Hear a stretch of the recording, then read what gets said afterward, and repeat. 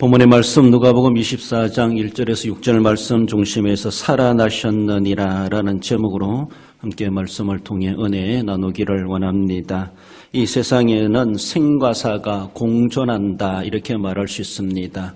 오늘날에도 계속해서 태어나는 자가 있는가 하면 또 한편 우리 곁에 떠나가는 그런 사람들도 계속해서 일어나고 있습니다.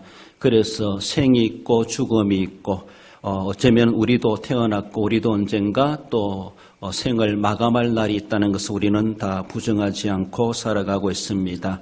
모든 사람들이 당면하고 있는 것이죠. 한 번 생명을 얻게 되었다면 한 번 또 생명이 끝날 날이 있다고 하는 것, 어쩌면 죽음을 향하여 달려가고 있는 모든 인생들이라고 말을 할 수가 있습니다.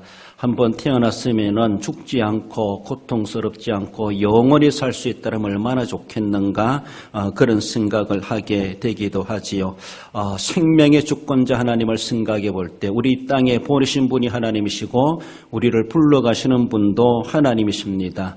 생사의 주권자이시죠. 그래서 우리 인생 내가 살다기보다 하나님이 허락하셨으니까 지금도 살아가고 있고 하나님이 허락하심하에 우리는 또 하나님 앞에 생명을 마감하고 부름받게 될 날이 있다고 하는 것을 볼 수가 있습니다.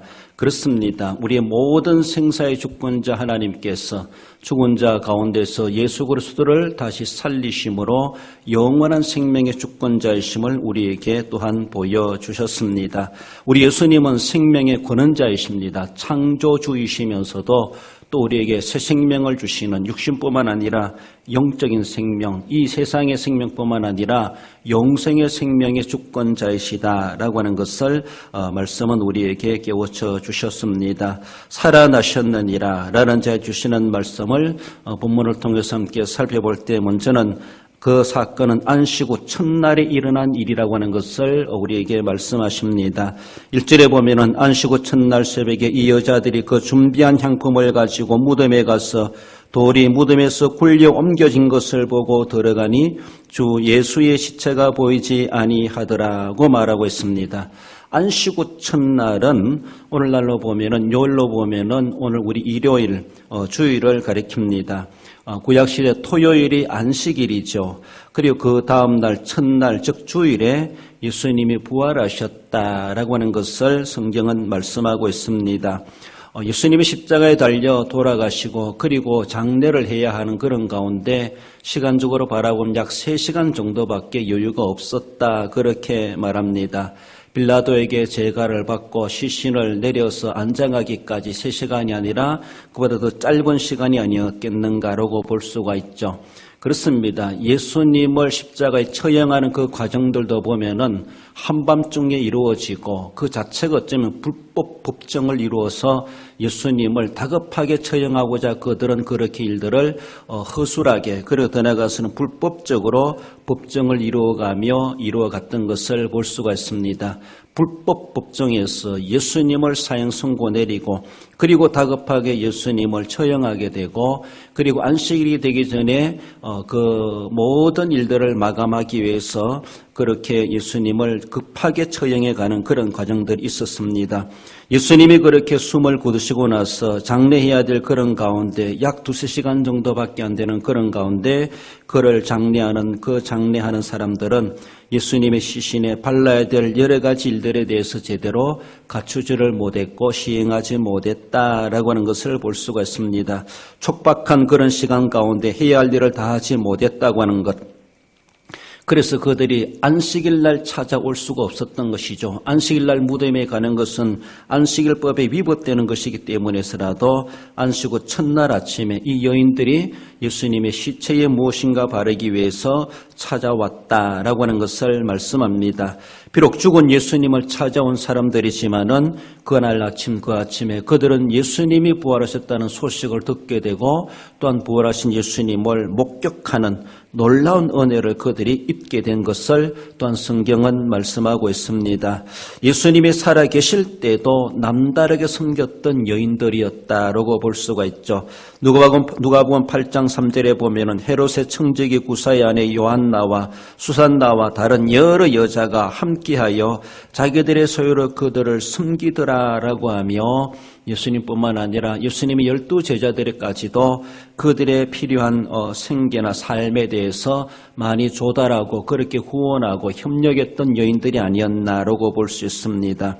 어쩌면 따라다녔던 제자들은 다 도망갔는지 모르지만은 이 여인들은 십자가의 자리까지, 더 나아가서는 예수님의 무덤까지도 위치를 알고 그들은 찾아오며 알게 모르게 섬겼던 그 아름다운 여인들의 그 모습을 보여주고 있습니다. 그렇습니다. 안식 후 첫날 그 주일에 어쩌면 그들은 그 주간의 첫날이다라고 말할 수가 있죠. 여러분들 주일이라고 하는, 우리로 보면 일요일은 주말이 아니라 주초입니다. 어쩌면 요일로 보면 토요일이 주말이요, 일요일은 주초이다, 이렇게 말하는 것이 정확한 모습이죠. 그렇습니다. 창조로 본다 할지라도 하나님께서 첫째 날 빛이 있으라 창조하신 그날은 요일로 보면은 일요일입니다. 그래서 우리로 볼 때 주일은 주초요, 시작하는 날이다라고 그렇게 말하게 됩니다. 안식 후 첫날, 첫째 날이죠. 그날이 한 주간이 시작되는 첫째 날에, 그렇습니다. 그리고 그날은 이 여인들이 찾아왔고, 더 나아가서 사도들도 주 첫째 날에 그들은 예배 모임을 가졌다라는 것을 말씀하죠. 사도행전 20장 7절에서 보면 그 주간의 첫날에 우리가 떡을 때려 하여 모였더니, 그 주간의 첫날이 오늘날로 보면은 주일이고 예수님의 부활하신 날이다, 이렇게 말할 수 있습니다. 고린도전서 16장 2절에서도 매주 첫날에 너희 각 사람이 수입에 따라 모아두어서 내가 갈 때 연보를 하지 않게 하라. 첫날에 그들이 모여가지고 또한 헌금을 하게 되어서 구제비를 모으는 그런 것을 또한 배경으로 말씀해 줍니다. 매주 첫날에 그들은 그 모임을 가지게 된 사실을 말씀하죠. 계시록 1장 10절에 보면은 주의 날에 내가 성령에 감동되어, 사도 요한은 주의 날에, 주님의 날에, 어쩌면 그래서 예수님이 부활하신 그 날을 주의 날이다, 그렇게 사도들은 일컬었다라고 봅니다. 그 주의 날에 내가 성령에 감동되어 하나님의 나라에 대해서 늘은 보게 되고, 그래서 묵시록, 계시록을 사도 요한이 쓰게 된 사실을 말씀합니다.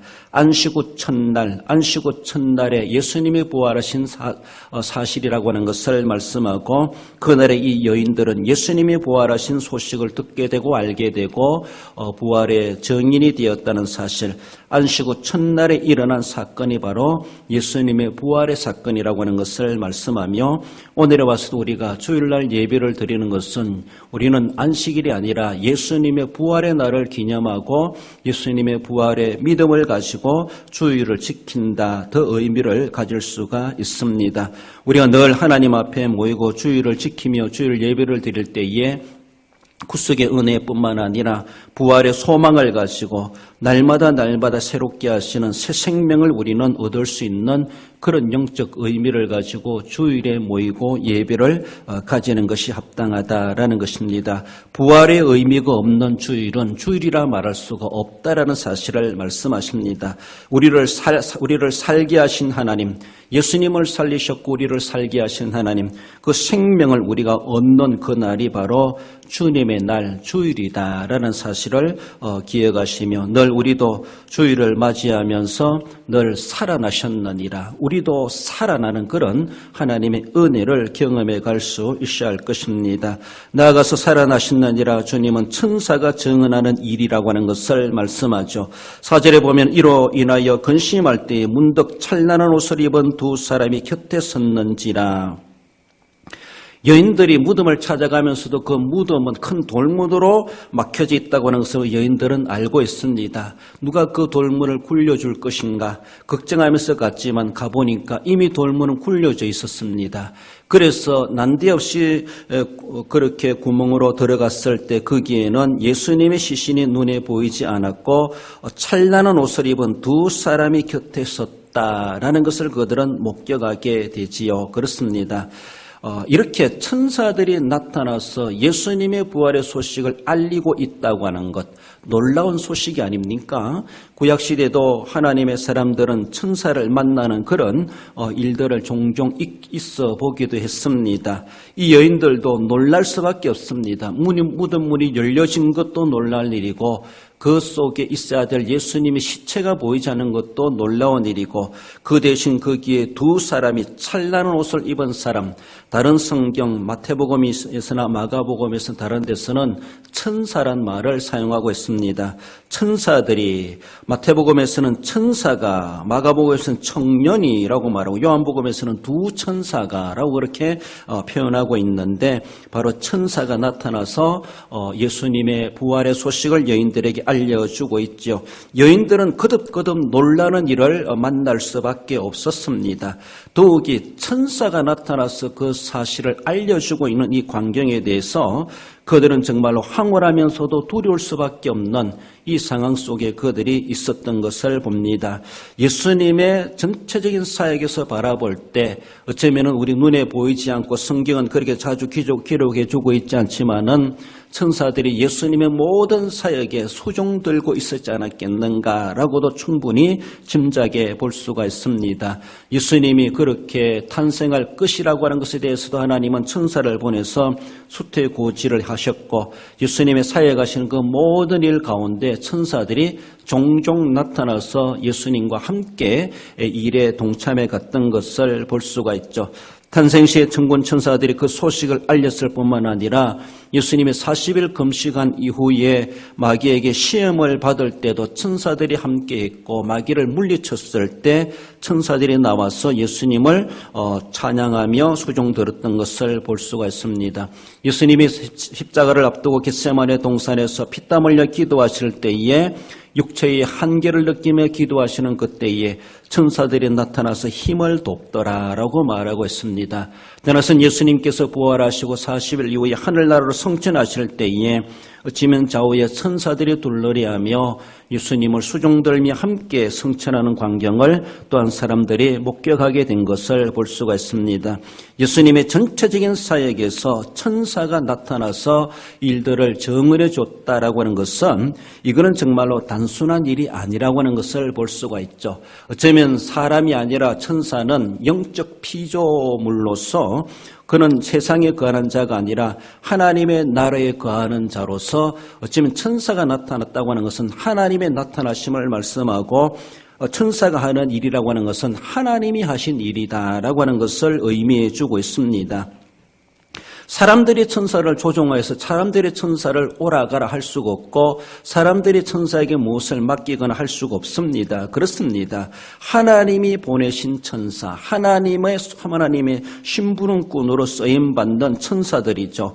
영적 세계의 피조물로서 그들이 정언하고 있다고 하는 것은 하나님의 나라에서 이미 이런 사실을 알고 있고 그 소식을 전달자로서 천사들이 나타나서 예수님의 탄생이든 예수님의 사역이든 예수님의 부활이든 그 모든 일에 하나님께서 관여하고 계시다고 하는 것을 말씀하고 있습니다. 이것은 단순한 세상의 사건이 아니라 하늘과 땅의 사건이고 하늘과 땅에 전파되어야 될 예수님의 부활의 소식이라고 하는 것을 말씀하죠. 그만큼 그것은 권위가 있고 또한 실제 상황이라고 하는 것을 천사를 통해서라도 우리 하나님께서는 증언해 주고 그 여인들은 천사를 만나서 그 소식을 듣게 된 사실을 본문은 말씀하고 있습니다. 5절 6절에 여자들이 두려워 얼굴을 땅에 대니 두 사람이 이르되 어찌하여 살아있는 자를 죽은 자 가운데서 찾느냐 여기 계시지 않고 살아나셨느니라. 여인들은 정말로 놀랄 수밖에 없었습니다. 무덤 문이 열려진 것도 놀란 것이요 거기 예수님의 시체가 보이지 않는 것도 놀란 것이고 두 천사가 나타나서 이상한 말하는 것도 놀라운 것인데 더 나아가서는 그들이 하는 말은 너희들이 살아있는 자를 왜 죽은 자 가운데서 찾느냐. 한마디로 예수님은 죽으셨지만 그러나 이제는 살아나셨다라고 하는 것을 분명히 그들이 전하는 소식을 여인들은 듣게 되었을 때 정말로 놀라지 않을 수가 없었다라는 것입니다. 여러분들 부활의 소식이라고 하는 것은 놀랄 일입니다. 부활의 소식만큼의 우리가 감탄하지 못하고 놀라지 못한다면은 세상 살아가면서 무슨 일에 그렇게 놀랄 일이 뭐 있겠습니까?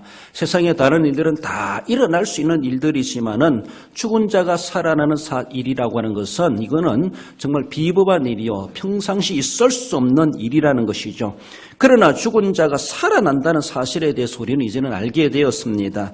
예수님만이 아니라 우리도 죽게 될 것이지만, 그러나 죽고 난 이후에 하나님께서 우리를 살리신다는 것에 대해서 분명히 말씀하고 있습니다. 믿는 자는 영생을 위해서 부활하게 되고 믿지 않은 자는 영벌을 위해서라도 다시 살아나게 될 것을 말씀하는데, 우리는 부정적인 부활이 아니라 긍정적인 부활, 생명을 위한 부활, 영생을 위한 부활, 하나님 나라를 위한 부활이 우리에게 이미 약속되고 있다고 하는 것, 예수님이 실제적으로 부활하셨던 것처럼 우리에게도 그 부활의 소망을 주시고 그 부활도 실제적으로 우리에게 일어날 사건이라고 하는 것을 말씀합니다.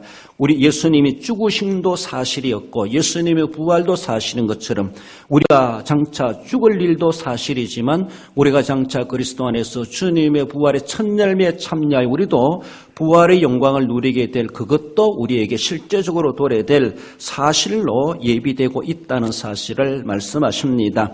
이 여인들은 부활의 예수님의 소식을 들었습니다. 그렇습니다. 그제서야 그들은 예수님이 하신 말씀을 기억해낼 수가 있지 않았겠는가. 우리는 무엇인가 자꾸 기억하려고 해야 되죠. 잊어버리니까 믿음도 사라져버리고 지식이 없어지니까 무엇을 믿어야 될지 혼란을 겪게 되는 것을 볼 수 있습니다. 날마다 우리가 하나님 앞에 나올 때, 예배할 때, 더 나아가 일상적인 삶에서도 예수님의 십자가의 감격, 구속의 은혜, 보혈의 능력, 이것을 우리는 결코 잊을 수가 없습니다. 십자가의 죽음 없이 부활이 있을 수가 없습니다. 십자가를 묵상하는 사람은 부활의 믿음을 갖게도 되어져 있습니다. 그렇습니다. 부활신앙이라고 하는 것은 십자가 위에서 꼽히는 것이다 라는 것을 우리는 생각하며 날마다 우리가 되새겨야 될 것은 예수님의 구속의 은혜, 왜 주님이 고난당하셔야만 했는가. 우리는 부활을 알면서도 예수님의 십자가를 잊어버린다면 이것은 무엇인가 또 잘못되었다라고 볼 수가 있습니다. 십자가 없이 부활이 없다고 하는 것은 우리는 알아야 할 것이죠. 부활을 알기 전에 예수님의 십자가의 은혜를 우리는 감격해야 되고 거기에 우리는 감탄해야 되고 거기서 일어난 구속의 은혜가 얼마나 놀라운 것인가, 얼마나 대단한 하나님의 귀하신 사역인가 라고 하는 것을 우리는 분명히 그것부터 의식할 수 있어야 할 것입니다. 그렇습니다. 이 여인들은 예수님의 죽으심도 목격했습니다. 그런데 죽으심이 사실이고 무덤에 장사 지낸 바가 사실인데 또한 그가 살아나셨다라고 하는 것도 그들은 실제적인 사실의 증인으로 그들이 나타나고 있다라는 것이죠. 우리가 예수님의 십자가의 죽으심, 내가 대속의 은혜를 받았다는 것이 사실로 믿는다면은 십자가뿐만 아니라 동반되어서 그의 부활하심도 우리는 분명하게 전해야 된다고 하는 것, 복음은 그만큼 짝이 있고 조화롭다라고 하는 것을 말씀하죠. 예수님의 십자가의 감격을 가질 뿐만 아니라 이제는 부활의 소망을 가지고 죽음과 어둠과 공포스러웠던 십자가였지만은 눈물과 고통과 한숨과 어찌할 수 없는 공권력에 억압되는 그런 십자가였지만은 이제는 그 모든 공권력에서 헤쳐나오시고 사망의 권세도 깨뜨리시고 우리에게 참 자유와 빛과 우리에게 부활과 승리와 영광을 안겨주신 부활의 날을, 부활의 은혜를, 부활의 신앙을 오늘 우리에게 천사들 우리에게 제쳐가고 있습니다. 죽은 자 가운데서 찾느냐? 그는 여기 계시지 않고 살아나셨느니라. 우리는 죽음 가운데 십자가의 암울한 고통 가운데만 살아갈 수가 없습니다.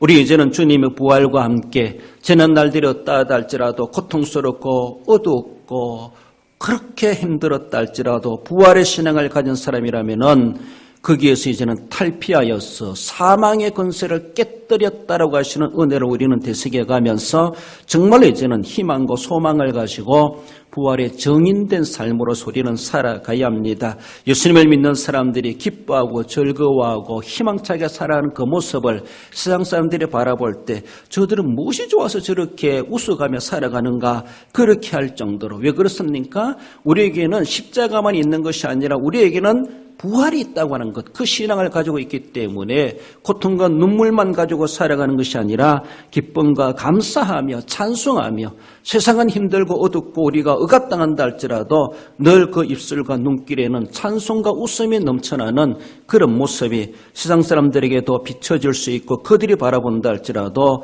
예수님을 믿는 사람은 남다르다라는 그런 모습을 우리의 감정과 우리의 세상의 삶 속에서도 보여줄 수 있어야 될 것입니다.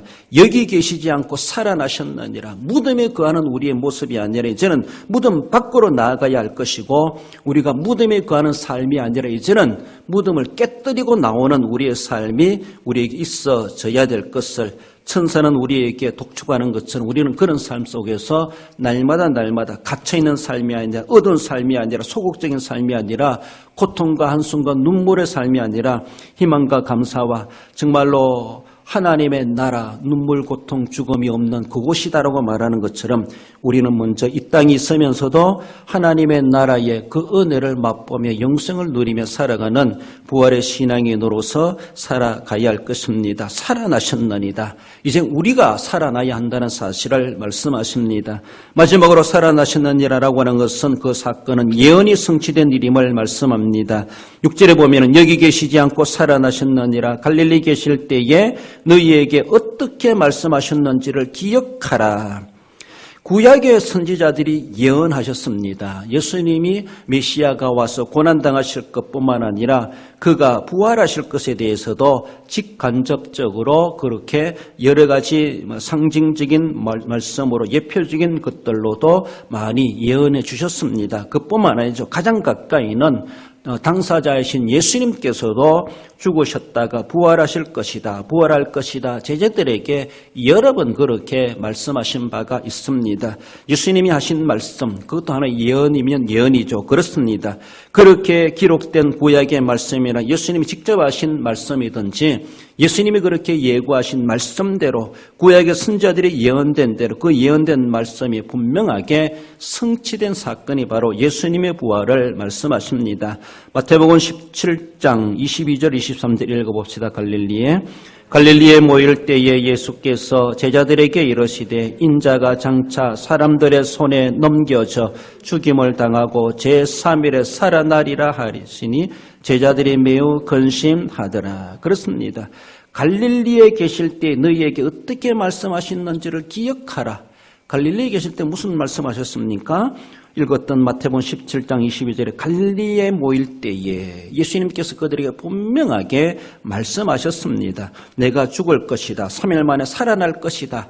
제자들은 그래서 뭔가 알아들었는지 근심하더라라고까지 했습니다. 하지만 그들은 근심까지 했음에도 불구하고 까마득하게 잊어버리고 있었지 않았나라고 볼 수가 있죠. 예수님께서는 더 나아가서는 마태복음 26장 32절에 그러나 내가 다 살아난 후에 너희보다 먼저 갈릴리로 가리라.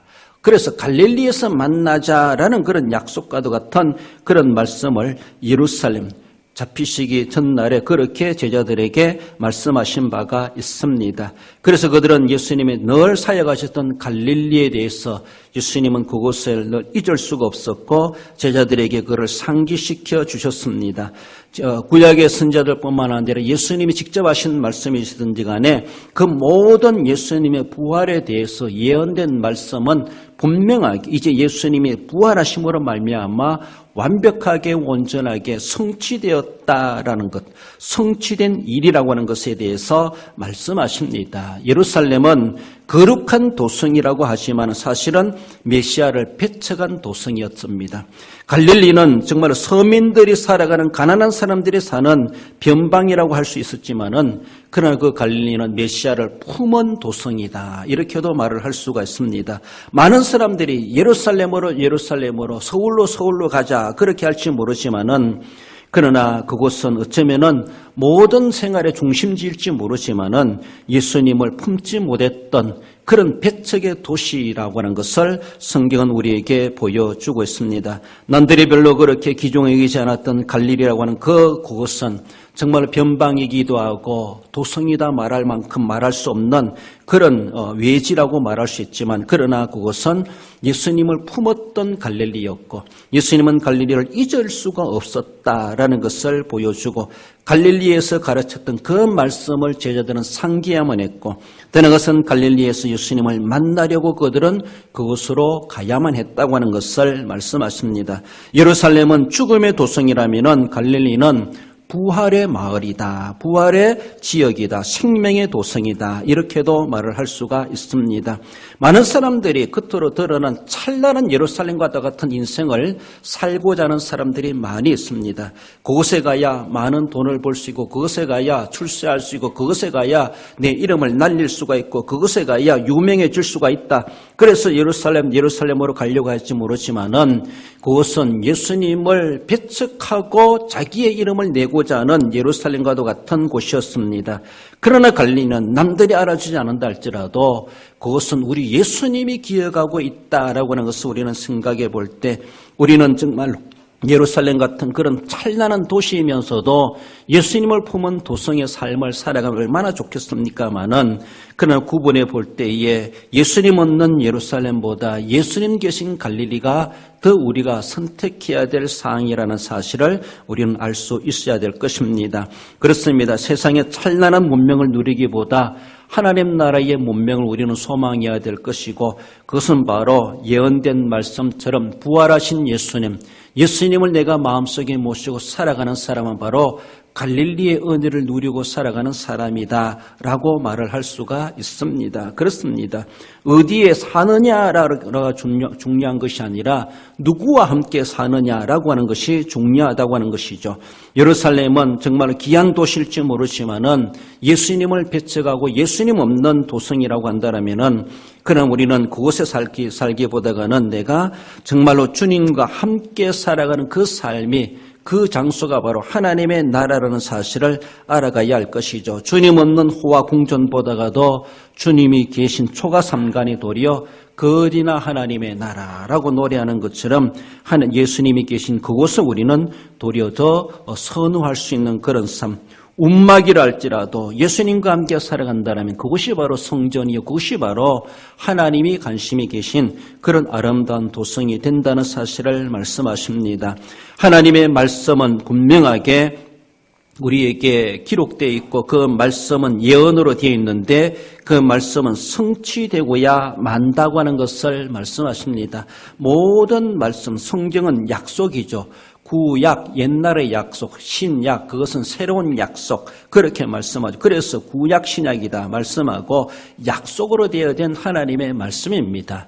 그 예언된 말씀이죠. 그래서 그것은 분명하게 예언은 성취되게 되어져 있고 약속은 이루어지게 되었다는 사실을 말씀하십니다. 하나님께서 약속하신 그대로 때가 참에 예수 그리스도를 이 땅에 보내셨고 때가 되어 예수님 십자가를 지시고 대속의 제물이 되셨고 또한 말씀하신 그대로 사흘 만에 예수님은 부활하셨습니다. 약속대로 예언대로 모든 성경은 성취되고야 만다는 사실을 말씀하고 그것이 살아있는 말씀이고 성취되기 때문에 우리는 하나님의 말씀을 절대법으로 알고 우리 신앙과 생활에 가장 뛰어난 원리라는 것을 알고 그 말씀을 믿고 살아가고 있습니다. 그러면 그 말씀을 읽고 듣고 지키는 자가 복이 있다라고 말씀하시는 것처럼 하나님의 말씀에 대해서 우리는 귀중하게 여겨야 될 것이고 믿지 못할 말씀이 있다면 믿으려고 애를 써야 되고 믿음을 우리는 간구할 수 있어야 할 것입니다. 하나님의 말씀 즉 성경은 예언으로 되어 있으며 그 말씀은 그대로 성취되고야 만다는 것이죠. 지금도 성취되고 있고 앞으로도 성취될 것이라는 것에 대해서 우리는 믿어 확신하고 있습니다. 그 어느 누구도 이 예언의 말씀이 성취되는데 방해 놓을 자는 아무도 없습니다.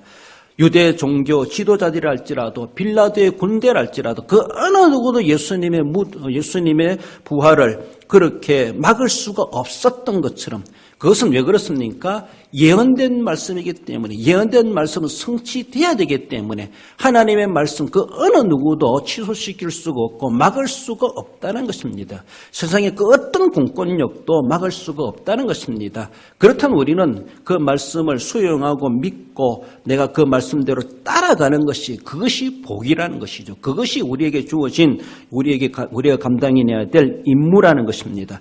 그 말씀을 못 믿는 사람은 정말로 불행한 인생이 될 수밖에 없지만은 못 믿을 말씀이지만은 믿는 사람에게는 그 말씀과 함께 승리를 거두게 되어져 있고 하나님의 영광에 참여하게 될 것이다 라는 것입니다. 못 믿을 것을 믿는 것이 믿음입니다. 그렇습니다. 성경에 우리가 우리의 이성으로, 우리가 과학으로, 우리 세상의 논리로 따져보고 믿을 것은 못 믿을 것이 얼마나 많겠습니까?